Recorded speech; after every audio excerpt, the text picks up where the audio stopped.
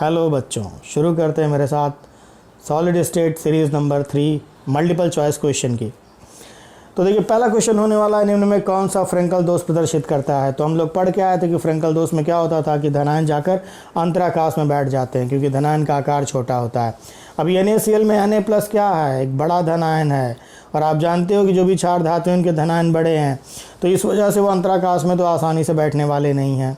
तो Ag साहब ही जा कर के बैठ सकते हैं, G+ ही बैठ सकता है और इसीलिए इसमें जो सही जवाब होगा वो होगा फ्रेंकल दोष के लिए AgBr, क्योंकि ग्रेफाइट और हीरा तो सहसंयोजक ठोस है और ये आयनिक यौगिकों के लिए है और ये हमारे सहसंयोजक नेटवर्क ठोस हैं, तो इसलिए इन पर तो लागू ही नहीं होगा। इसलिए सही जवाब होगा B AgBr। लॉक कर दिया जाए, लॉक कर दिया जाए। अब देखिए नेक्स्ट अगला क्वेश्चन आता है, बहुत ही ध्यान दीजिएगा, पूरे धैर्य के साथ खेलिएगा और अच्छे से बताइएगा। एक क्रिस्टली ठोस में होती है नंबर 1 दीर्घ परासकोटि, लघु परासकोटि और अनिश्चित व्यवस्था, इनमें से कोई नहीं। तो देखो, एक क्रिस्टली ठोस में होता क्या है कि जो घटक कण होते हैं उनका एक निश्चित क्रम होता है और पूरे क्रिस्टल में वो क्रम दिखलाई पड़ता है ना। वही NaCl जैसे पूरे क्रिस्टल में दिखता है ये चीज़, यानी एक दीर्घ परास में होता है। तो इसमें सही जवाब है ए को लॉक कर दिया जाए। के बच्चों आ गया होगा समझ में, तो दीर्घ परासकोटि इसमें सही जवाब है। और अब आता है क्वेश्चन नंबर 3, निविड घन संकुलन CCP को क्या कहते हैं। तो मैंने आपको पढ़ाया था कि जो निविड घन संकुलन CCP होता था वो ABC टाइप का लैटिस होता था, याद आया होगा, जिसमें नीचे एक ट्रायंगल बनता था वो 3 गोले का, फिर एक हेक्सागोनल से फिर अपोजिट ट्रायंगल फॉर्म होता था। यानी ABC टाइप का लैटिस कौन बनाता है, यानी जो ABC टाइप का लैटिस होता है वो CCP आपका क्यूबिक क्लोज पैकिंग संकुलन बनाता है।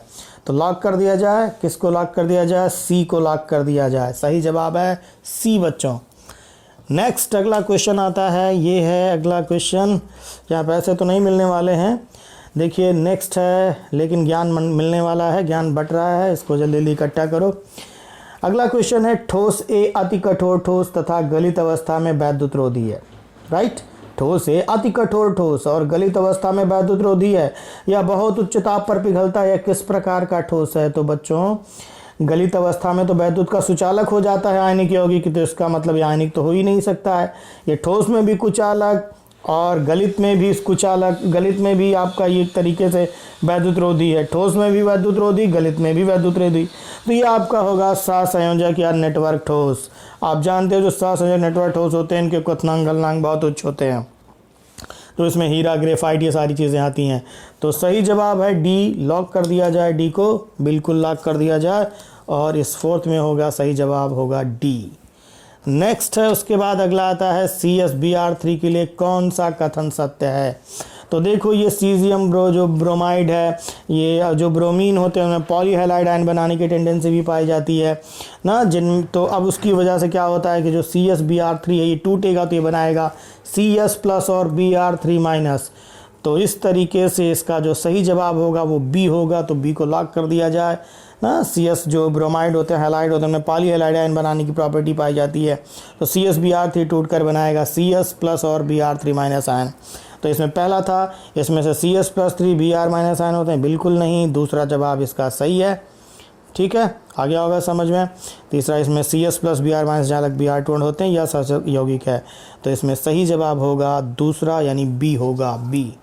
लॉक कर दिया जाए, बिल्कुल लॉक कर दिया जाए। अगला क्वेश्चन आता है, नेक्स्ट है, एक एकक कोष्ठिका के पैरामीटर होते हैं। तो आपको पढ़ाया था कि एकक कोष्ठिका के अभिलाक्षणिक गुण, एकक कोष्ठिका के अभिलाक्षणिक गुण क्या होते हैं, अक्षीय दूरी और अक्षीय कोण होते हैं। ये ABC क्या है, ये अक्षीय दूरी है, और अल्फा बीटा गामा क्या है, अक्षीय कोण है। तो ABC तो अकेले हो नहीं सकता है, ABC और केवल एक कोण से तो काम चल नहीं सकता है, क्योंकि X एक्सिस, Y एक्सिस और Z एक्सिस पर अलग अलग दो एक्सिस के बीच में कोण बनता था ना, याद आया, अल्फ़ा बीटा और गामा। इसलिए मैं बोलता हूँ मेरे पिछले वीडियोस में जाओ और वहाँ जा कर के सारी चीज़ों को देखो। ये जितने क्वेश्चन हैं तुमको बहुत अच्छे से क्लियर होंगे, पुराने वीडियोज़ को सभी लोग देखिए। तो किसी भी एकक कोष्ठिका का जो पैरामीटर होता है वो होता है अक्षीय दूरी और अक्षीय कोण, इसलिए सही जवाब होगा D को लॉक कर दिया जाए बच्चों। नेक्स्ट है, अगला क्वेश्चन आता है, ध्यान देना, मैच बॉक्स की ज्यामिति कैसी होती है। मैच बॉक्स, वो माचिस वाला डिब्बा, तो माचिस वाला डिब्बा आप देखते हो कि उसमें कोई भी ए बी सी कोई इक्वल नहीं होता है, लेकिन हर एंगल 90 डिग्री होता है ना तो अच्छी दूरी ए बी सी कोई एक दूसरे के बराबर नहीं होता है, और इसलिए वहाँ पर जो सही जवाब होगा वो होगा विषम लंबाक्ष, यानी सी को लॉक कर दिया जाए बच्चों।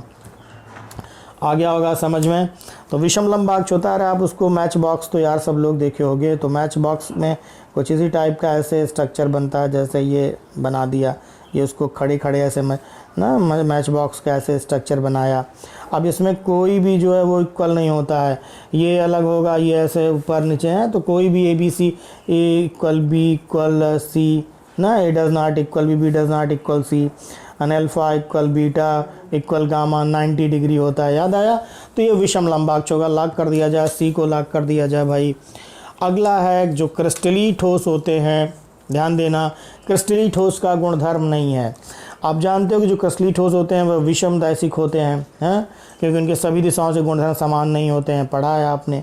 उनका गलनांक तीक्ष्ण होता है, यानी अधिक होता है, तीक्ष्ण गलनांक वाले होते हैं। उनका सतत शीतलन वक्र नहीं होता है जी, बिल्कुल नहीं होता है। उनका जो ग्राफ होता है वो सतत शीतलन का नहीं होता कि वो प्लास्टिक की तरह धीरे धीरे धीरे धीरे धीरे पिघल रहे हैं, ऐसा नहीं है। ये प्लास्टिक का कैरेक्टर है, या क्रिस्टली का कैरेक्टर है कि वो धीरे धीरे धीरे पिघल रहा है, तो उसका सतत शीतलन वक्र बन रहा है। इनका वक्र जो है वो सतत शीतलन का नहीं होता है, इनका निश्चित गलन ऊष्मा होती है। तो ये सही है कि इसमें सही है, इसमें ठोस का गुणधर्म नहीं है, सतत शीतलन वक्र जो है वो इनका गुणधर्म नहीं है। फिर उसके बाद नेक्स्ट आता है विषम लंबाक्ष निकाय में त्रिविम जालकों की संख्या क्या होती है। तो देखो कह रहा विषम लंबाक्ष निकाय, तो मैंने आपको एक फार्मूला याद कराया था, याद हो तो 32 41 याद कराया था, 32 41 1 2 1 ऐसे याद कराया था। तो देखिए विषम लंबाक्ष तीसरे पर जाकर उसमें पढ़ता था, याद आया। सबसे पहले सरल घनी आता था, फिर द्विसम लंबाक्ष आता था, फिर विषम लंबाक्ष आता था। यानी विषम लंबाक्ष के लिए जो त्रिविम जालक की, जो ब्रेवाइस जालक जिसको आप बोलते हो, तो ब्रेवाइस जालक आपने पढ़ रखा था, तो इसलिए ब्रेवाइस जालक को ही पूछ रहा है। त्रिविम जालक का मतलब यहाँ पर ब्रेवाइस जालक से है, तो यहाँ पर ब्रेवाइस जालक सही जवाब ए होगा, ए को लॉक कर दिया जाए बच्चों। तो ये क्वेश्चन नंबर आपका 9 हो गया। और अब आते हैं आज के लास्ट क्वेश्चन नंबर 10 पर। कह रहा है NaCl की इकाई में चित्र में दिए गए अक्ष के सारे आयन हटा दिए जाएं। सवाल ध्यान से दीजिएगा, थोड़ा दिख नहीं रहा था। क्या है कि NaCl की एक इकाई में यदि चित्र में दिए गए अक्ष के सारे आयन हटा दिए जाएं, तब बनी हुई इकाई में कितने Na+ और कितने Cl- आयन होंगे। यानी ये बात कर रहा है, थोड़ा समझाते हैं आपको कि कह क्या रहा है। ये आपका एक बॉक्स है और ये बॉक्स है, और इस बॉक्स में कह रहा है कि दिए गए अक्ष के अगर सारे आयन हटा दिए जाएँ, ये ऐसे एक अक्ष ऐसे दिया हुआ है पूरा, ये ऐसे है, इधर इधर है, थोड़ा मतलब आगे पीछे दिख रहा है, तो ये ऐसे ये पूरा एक अक्ष है। अब आप जानते हो कि यहाँ पर अगर एक सोडियम आयन होगा तो सोडियम आयन 6 क्लोराइड आयनों से घिरा होगा। यही तो पढ़ के आए हो कि उसका कोऑर्डिनेशन नंबर 6 होता है। तो यहाँ भी Cl है, यहाँ भी Cl है, पीछे भी Cl है, आगे भी Cl है। तो बच्चों ये तो चलो फलक पर Cl हो गए। तो जब किसी एक अक्ष से अगर तुम हटा दोगे, कह रहा है कि दिए गए अक्ष के सारे आयन हटा दिए जाएं। अब अगर इस अक्ष के सारे आयन हटा दिए जाएं तो 2 Cl- हटेंगे और एक Na+ हट जाएगा, यानी इस एक कोष्ठक में से यही 2 हट जाएंगे। और अब एक चीज़ ज़रा गौर करना, थोड़ा समझना यहाँ पर कि यहाँ किनारे पर, यहाँ पर, यहाँ पर, यहाँ पर और यहाँ पर, ये ऐसे कॉर्नर पर सब जगह Cl- आयन बैठा हुआ है। और उसके बाद कोर के केंद्र पर कौन बैठा है, ये बड़ा कर दे रहे हैं थोड़ा उसको, यहाँ पर ऐसे Na बैठा हुआ है, यहाँ ऐसे Na बैठा है बच्चा लोग। अब ऐसे हर कोर के केंद्र पर ये बैठा हुआ है, हर कोर के केंद्र पर बैठा, हर कोर के केंद्र पर बैठा हुआ है।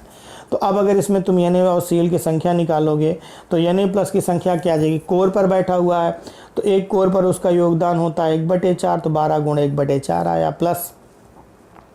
अब केंद्र से तो भाग यहाँ से तो निकल ही चुका है, यहाँ पे जो था वो तो निकल गया, सिर्फ कोर पे रह गया था। तो कुल मिला के कितना आया, कुल मिला के ये आ गया आपका 3 आया, 3 Na आया आपका। अब जरा आप Cl- को निकाल लो।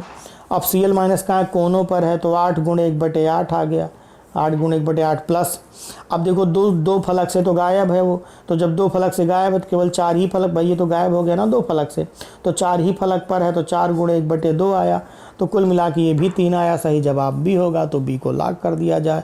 Na भी 3, बी भी 3, तो ये हो गया हमारा